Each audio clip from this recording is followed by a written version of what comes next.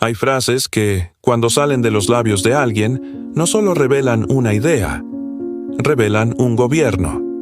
Detrás de ciertas palabras hay una sombra, una oscuridad que no se ve con los ojos, pero que estremece el alma sensible al espíritu. En este mundo donde las apariencias se disfrazan de piedad y el mal se esconde tras sonrisas suaves, existen expresiones que actúan como llaves. Llaves que abren la puerta de una verdad más profunda. Esa persona no está caminando sola.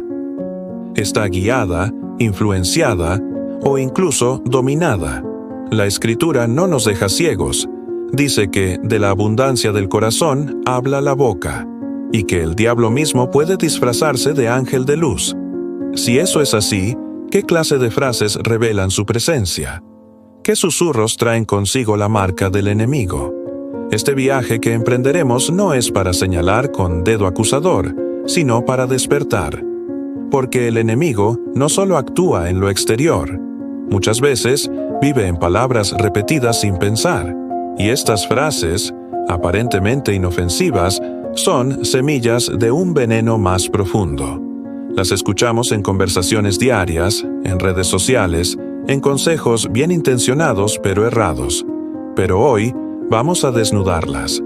Vamos a exponer, una por una, 10 frases que revelan cuando una persona ha cedido su lengua, su mente o su voluntad al adversario de nuestras almas. Si alguna de estas frases ha salido de tu boca, no entres en condenación. Entra en quebrantamiento. Porque el Señor, en su misericordia, revela para redimir, y todo lo que hoy se expone a la luz puede ser sanado. 10. Yo hago lo que quiero. Esta frase, dicha con arrogancia o independencia desafiante, no es nueva. Fue, de hecho, la declaración original del enemigo. Isaías 14 recoge las palabras de Lucifer antes de su caída. Subiré al cielo, en lo alto, junto a las estrellas de Dios, levantaré mi trono. Seré semejante al Altísimo. La esencia del pecado no fue simplemente desobediencia, sino autoexaltación. Yo haré, yo decidiré, yo me gobernaré.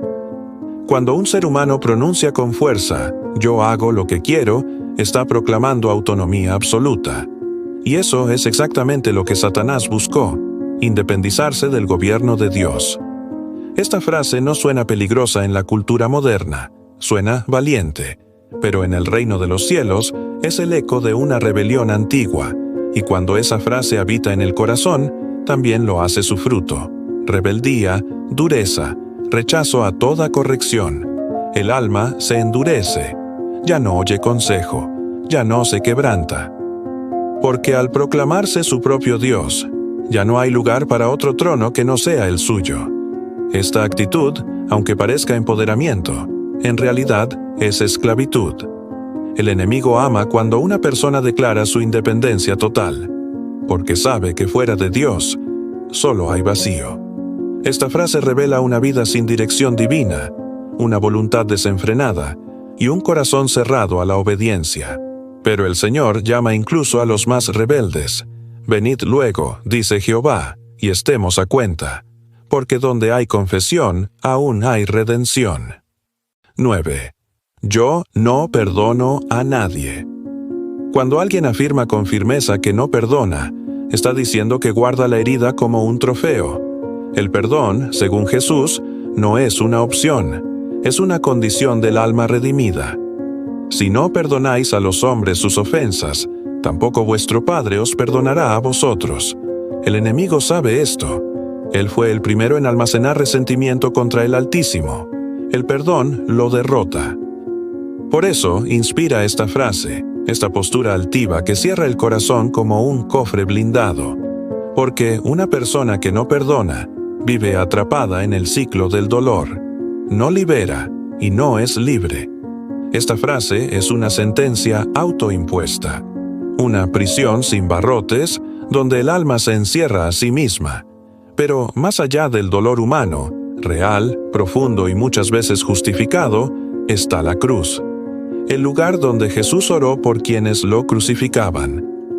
Y cuando alguien se niega a perdonar, está diciendo que su herida es más grande que el sacrificio de Cristo, que su dolor es más justo que la cruz.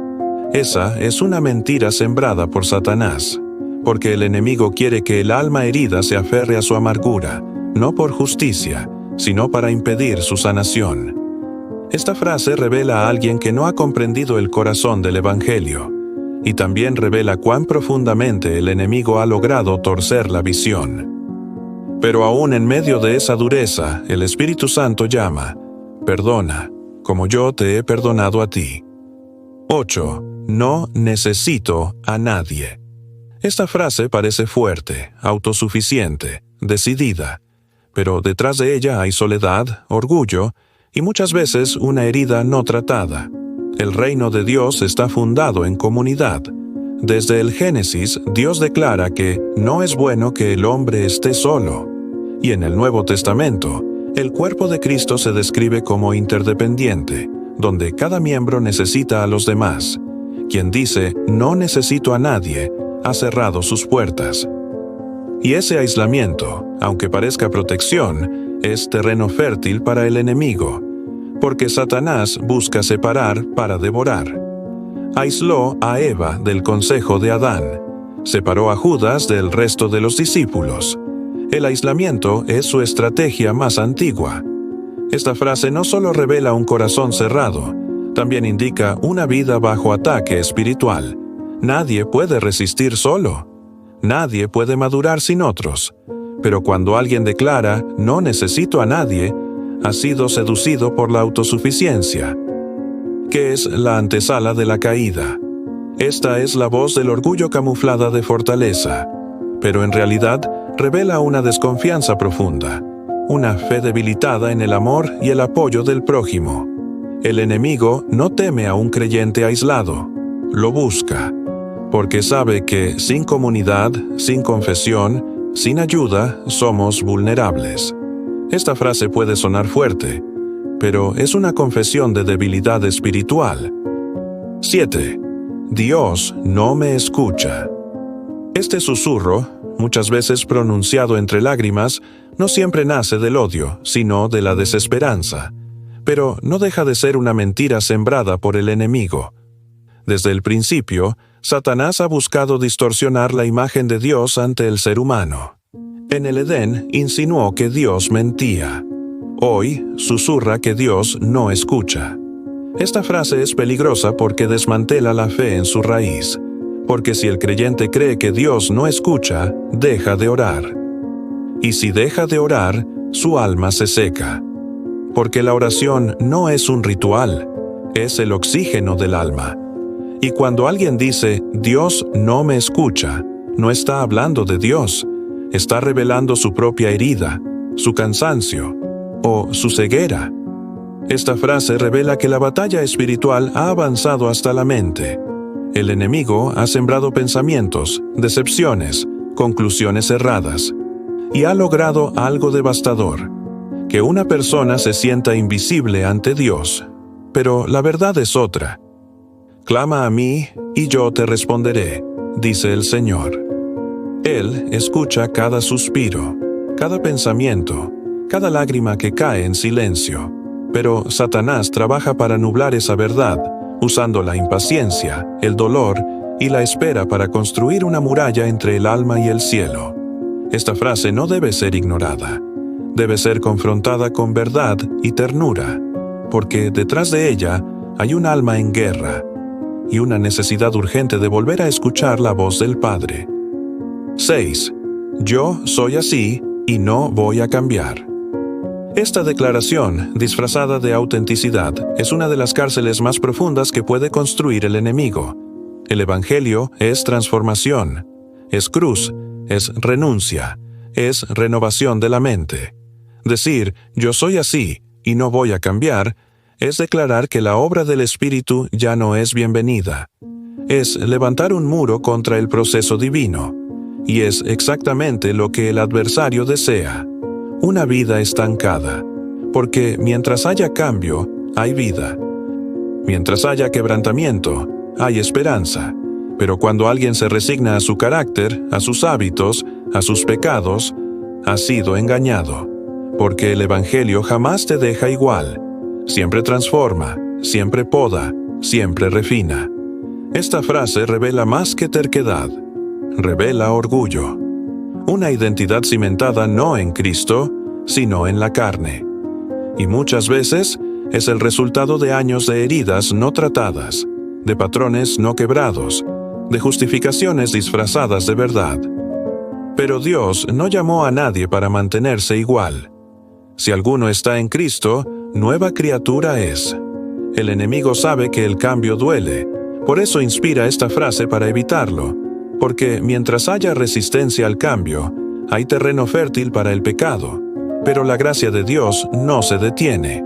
Aun cuando alguien diga, yo no voy a cambiar, el Espíritu sigue llamando, sigue convenciendo, sigue golpeando la puerta, porque el amor de Dios es terco y no se rinde.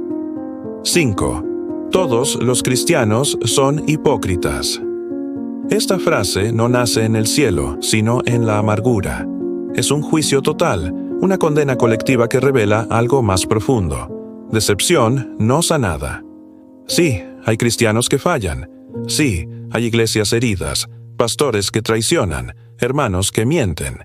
Pero reducir a todo el cuerpo de Cristo a una sola acusación es injusticia. Y es exactamente lo que el enemigo quiere, porque si logra que una persona desprecie a toda la iglesia, la separa. Y si la separa, la debilita.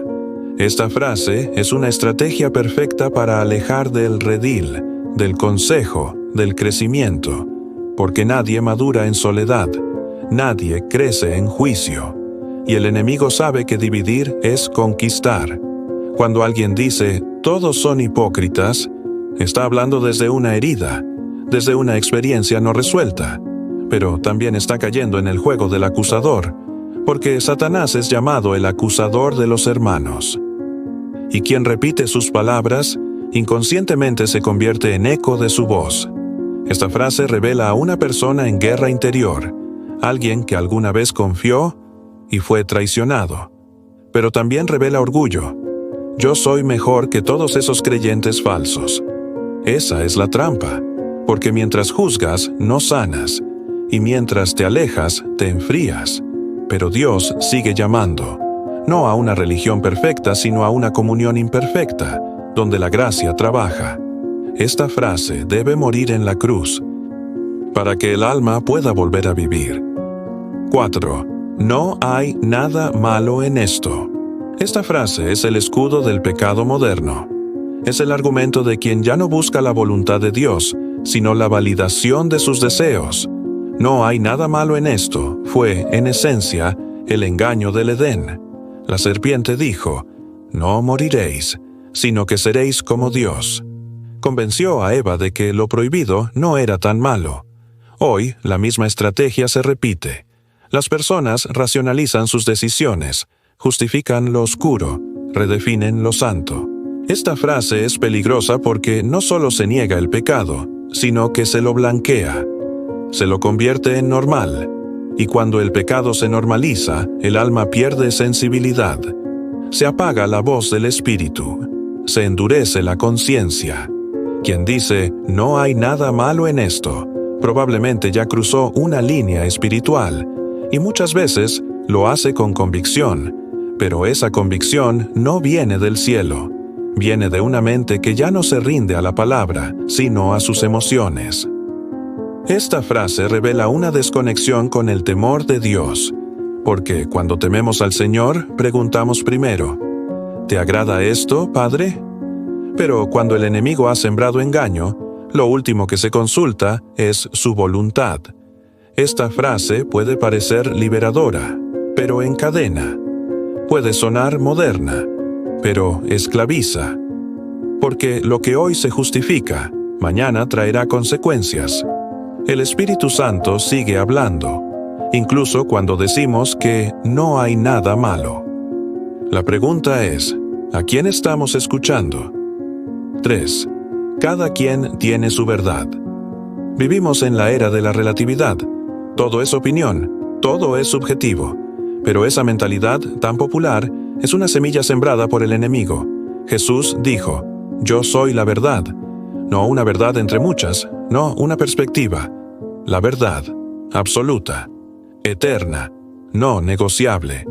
Esta frase, cada quien tiene su verdad, es un veneno sutil que destruye la base misma del Evangelio.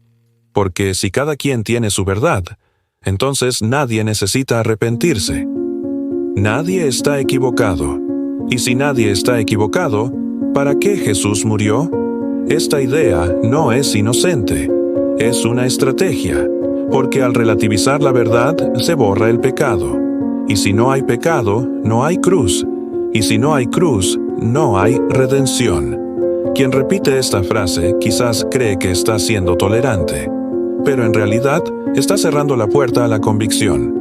La verdad no cambia según la cultura, ni se ajusta al deseo humano.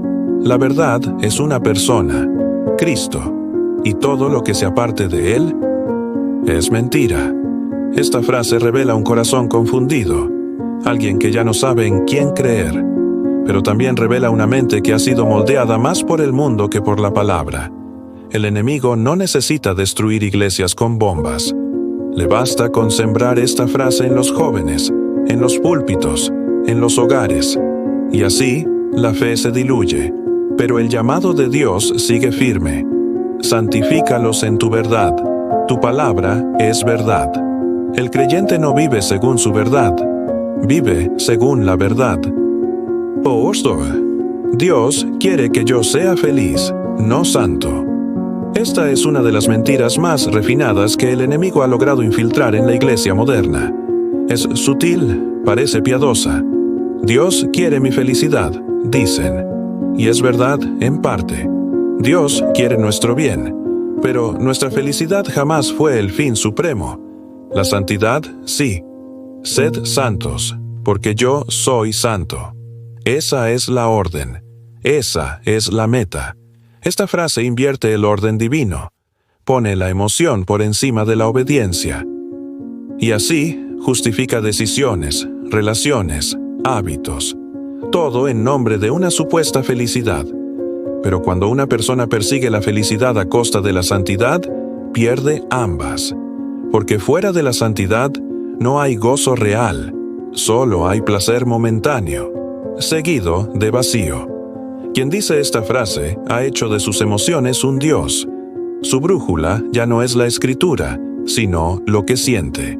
Y esa es la trampa perfecta, porque Satanás sabe que nuestras emociones son volubles, frágiles, influenciables. Esta frase revela una fe emocional, no bíblica. Una relación con Dios basada en beneficios, no en rendición. Pero el llamado de Cristo fue claro. Niéguese a sí mismo, tome su cruz cada día y sígame. ¿Dónde está la felicidad en eso? Está al final del camino, no al principio, porque la cruz duele, pero resucita. Esta frase suena bonita, pero es una mentira disfrazada de amor, y mientras se repita, más almas vivirán confundidas, vacías, y lejos del fuego santo del Señor. 1. Yo ya no creo en Dios. Esta es la frase final, la más cruda, la más devastadora. No siempre se dice con rabia, a veces se dice con lágrimas, con resignación, con cansancio, pero no deja de ser un grito de ruptura, una confesión de que la fe ha muerto. Esta frase no nace de un día para otro, es el resultado de muchas heridas, de muchas decepciones, de muchas mentiras no confrontadas. El enemigo trabaja lentamente, desgastando la fe, sembrando dudas, ocultando respuestas. Y llega un día en que el alma, agotada, herida, confundida, lo dice: ya no creo. Esta frase revela que la batalla se perdió, que la luz fue apagada, que el alma se desconectó del cielo. Pero incluso entonces, hay esperanza, porque Dios no abandona ni siquiera al que lo niega. El apóstol Pedro negó a Jesús 3 veces y fue restaurado. Tomás dudó y fue tocado por el resucitado. Esta frase, aunque dolorosa, no es definitiva. Puede ser el punto más oscuro antes del amanecer. pero también puede ser el eco de una mente totalmente tomada por la oscuridad. Y por eso debe dolernos, porque cuando alguien dice, ya no creo en Dios, está diciendo, estoy solo. Pero Dios sigue allí, incluso en el silencio, incluso en la negación. Esta frase, la más terrible de todas, no debe ser respondida con juicio, sino con intercesión, porque aún en el rechazo, Dios sigue esperando, y su amor aún no se ha rendido. El alma humana es un campo de batalla silencioso. En cada pensamiento, en cada frase dicha al pasar, se libra una guerra invisible entre la verdad y la mentira, entre la luz y la oscuridad. Hoy hemos recorrido un camino profundo y quizás doloroso. Hemos escuchado frases que tal vez nos suenan familiares, quizás porque las hemos oído de otros, quizás porque las hemos dicho nosotros mismos. Pero la intención no es acusar, sino despertar. Porque el enemigo no se esconde en los rincones del mundo solamente. A veces se disfraza en nuestras propias palabras. Por eso la Escritura es clara. Examinadlo todo, retened lo bueno. No todo lo que suena lógico viene de Dios. No todo lo que parece sabio nace del cielo. Hay frases que, sin darnos cuenta, revelan quién está detrás de nuestra lengua. Y sin embargo, aún hay gracia, aún hay tiempo, aún hay redención, porque el mismo Dios que escuchó a Pedro negar fue el que lo restauró. El mismo Jesús que vio a Tomás dudar fue quien le mostró sus heridas. No hay frase tan oscura que el amor del Padre no pueda redimir. Pero primero debemos reconocer, volver, rendirnos, callar las voces del mundo y escuchar la del cielo. Quizás algunas de estas frases han sido nuestras, pero hoy pueden ser entregadas en oración. Hoy puede comenzar una limpieza en la boca, en el corazón, en la mente, porque el que habita en nosotros es mayor que el que está en el mundo, y su verdad sigue siendo la misma. Hoy elige vida, elige verdad, elige hablar como hijo de la luz. Si este mensaje tocó tu alma, no lo ignores. Detente. Ora. Pídele al Espíritu Santo que revele si alguna de estas frases ha estado presente en tu vida. Y si es así, arrepiéntete. Vuélvete, porque aún hay tiempo. Y si conoces a alguien que necesita oír esta verdad, compártela.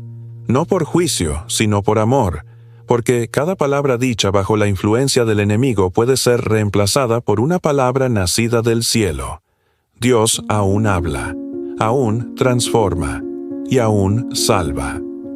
Suscríbete si deseas seguir recibiendo mensajes que sanan, que despiertan, que iluminan.